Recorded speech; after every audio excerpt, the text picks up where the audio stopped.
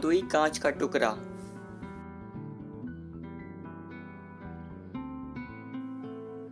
बहुत पहले सोनपुर नामक गांव में एक रवि नाम का लड़का रहता था जो पढ़ाई लिखाई में बहुत होशियार था। स्कूल में सभी उसकी बहुत तारीफ किया करते थे। एक दिन उनकी शिक्षिका ने उन्हें फ्रेंडशिप पर आधारित कहानी लिखकर लाने के लिए कहा।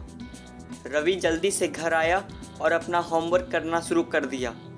तभी उसकी दीदी राधिका उसके पास आई और बोली, रवि, तुम क्या लिख रहे हो? मैं अपना होमवर्क कर रहा हूँ दीदी। मेरी मैम ने फ्रेंडशिप पर एक कहानी लिखने के लिए कहा है, रवि जवाब दिया। फिर राधिका बोली, ओह अच्छा, वैसे मुझे दोस्ती की कहानी पता है। इस पर रवि ने पूछा, कौन सी कहानी दीदी, बताओ ना। तब राधिका कहती है, बहुत पहले एक दुष्ट जादूगर रहता था जिसे अजीब अजीब चीज़ें बनाना बहुत पसंद था। एक बार उसने एक जादुई आईना बनाया। यह आईना सबसे अलग था क्योंकि इसमें देखने पर सभी चीज़ें बहुत बदसूरत और भद्दी हो जाती थी। सुंदर मैदान दलदल में बदल जाते थे और सुंदर लोग बदसूरत और बूढ़े बेजान दिखते थे। जादूगर अपने आईने से बहुत खुश था। वह अपने आईने को लेकर पूरी दुनिया में घूमता रहता था और आम लोग को बहुत परेशान भी करता था। एक दिन जब वह बहुत ज़ोर ज़ोर से हंस रहा था अपने आईने के कारनामों की वजह से, तो गलती से उसने आईना धरती पर गिरा दिया और उसके लाखों छोटे छोटे टुकड़े हो गए। आईने के टुकड़े जब हर तरफ उड़ने लगे तो कुछ टुकड़े लोगों के दिलों में चुभ गए और उन लोगों के दिल कठोर हो गए। कई टुकड़े लोगों की आंखों में जा गिरे और फिर उन लोगों को सब खराब व गंदा दिखने लगा। सबसे बड़ा कांच का टुकड़ा बर्फीली रानी पर जा गिरा जो उत्तर दिशा में राज करती थी। उसी समय से बर्फीली रानी बहुत कठोर दिल वाली और मतलबी हो गई। बर्फीली रानी से कुछ दूरी पर एक गांव में एक लड़का बबलू और उसका दोस्त डब्लू रहते थे। बबलू और डब्लू दोनों बहुत अच्छे दोस्त थे और एक दूसरे से बहुत प्यार भी करते थे। वो रोज़ एक साथ खेलते थे। सर्दियों में एक दिन बबलू और डब्लू बर्फ़ में स्नोमैन बना रहे थे। तभी बबलू ज़ोर ज़ोर से रोने लगा। रोते हुए बबलू बोला, मेरी आंखों में कुछ चला गया है और मेरे दिल में भी दर्द हो रहा है। बबलू का यह हाल उसी आईने के एक टुकड़े से हुआ था जो बबलू को चुभ गया था। डब्लू थोड़ा घबरा कर पूछता है, क्या मैं तुम्हारे लिए कुछ करूं मित्र, जिससे तुम्हारा दर्द कम हो जाए? बबलू थोड़ा चिड़चिड़ाते हुए बोला, चले जाओ यहाँ से। कुछ पलों बाद बबलू ने स्नोमैन को भी गिरा दिया। यह देखकर जब डब्लू रोने लगा तो बबलू जोर जोर से हंस पड़ा और पास पड़ी बर्फ गाड़ी पर बैठकर वहाँ से चल पड़ा। वो अकेला ही बर्फ़ पर खेलता रहा और काफ़ी आगे निकल गया। उसके बर्फ गाड़ी के पास एक बड़ा बर्फ गाड़ी आकर रुका। उसने ध्यान नहीं दिया कि दूसरे बर्फ गाड़ी में कौन था। उसने एक रस्सी बड़ी बर्फ गाड़ी पर डाली और उसके सहारे से ज़्यादा दूर निकल गया। बड़ा बर्फ गाड़ी बबलू को घसीटता हुआ एक बर्फीले किले में ले गया।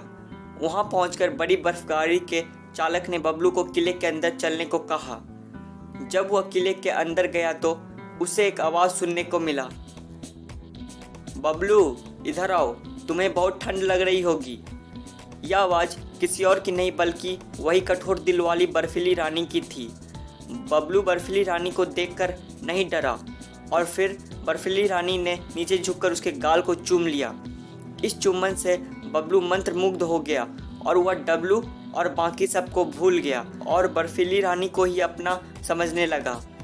उसे लगने लगा कि बर्फीली रानी दुनिया की सबसे अच्छी औरत है। वहीं दूसरी तरफ डब्लू घर पर बबलू को तलाश कर रहा था। वह सबसे बबलू के बारे में पूछता था लेकिन बबलू किसी को नहीं मिला। जब डब्लू बबलू को खोजने के लिए सभी से पूछ रहा था तभी एक आदमी बोला, शायद वो गांव के बाहर वाले नदी में गिरकर डूब गया होगा।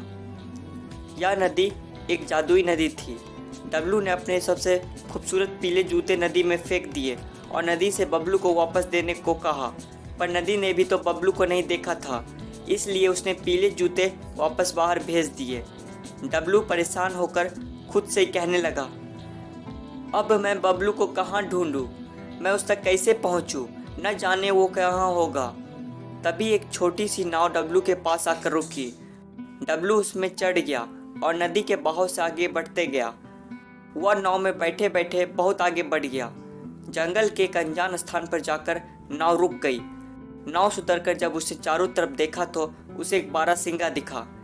उसने जाके बारहसिंगा से पूछा, ये मैं कहाँ आ गया? ये कौन सी जगह है? टीपू जंगली, बारहसिंगा ने उत्तर दिया।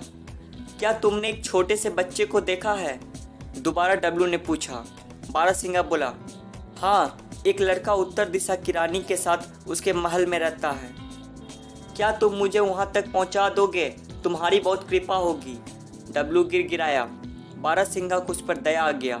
उसने कहा, ठीक है, तुम मेरी पीठ पर बैठ जाओ, मैं तुम्हें वहाँ ले जाता हूँ। बारहसिंगा डब्लू को अपनी पीठ पर बैठाकर उत्तर दिशा की ओर भागता रहा जब तक वह बर्फीली रानी के महल तक नहीं पहुँच जाता। जब डब्लू वहाँ पहुँचा तो वह वहाँ की ठंड से घबरा गया, पर वो हिम्मत नहीं हारा। किले के अंदर डब्लू ठंड में अकेला था। बर्फीली रानी थोड़ी दूर थी और बबलू बर्फ से खेल रहा था। बर्फीली रानी ने बबलू से कहा था कि जब वह बर्फ के टुकड़ों से मुक्त लिख देगा तो वह मुक्त हो जाएगा और अपने घर जा पाएगा। बबलू कोशिश करता रहा पर बर्फ के टुकड़ों से मुक्त नहीं लिख पाया। जब डब्लू ने बबलू को देखा तो वह तेजी से जाकर बबलू के गले लग गया और रोने लगा, पर बबलू ने उसे नहीं पहचाना। बबलू को देखकर डब्लू सच्चे दिल से रोने लगा। जब डब्लू के आंसू बबलू के दिल पर गिरे तो उसका कठोर दिल नर्म हो गया और बबलू भी जोर जोर से रोने लगा। उसके रोने से कांच का वह टुकड़ा उसके आंसुओं के साथ जमीन पर गिर गया और जब उन दोनों ने नीचे बर्फ के टुकड़े को देखा तो उन टुकड़ों से खुद ही मुक्त शब्द लिखा चुके थे। यह देखकर बबलू ने खुशी से डब्लू को गले लगा लिया और उसने कहा, धन्यवाद मित्र, तुम्हारी वजह से मैं आज़ाद हो पाया। तुम दुनिया के सबसे अच्छे मित्र हो। दोनों खुश हो गए।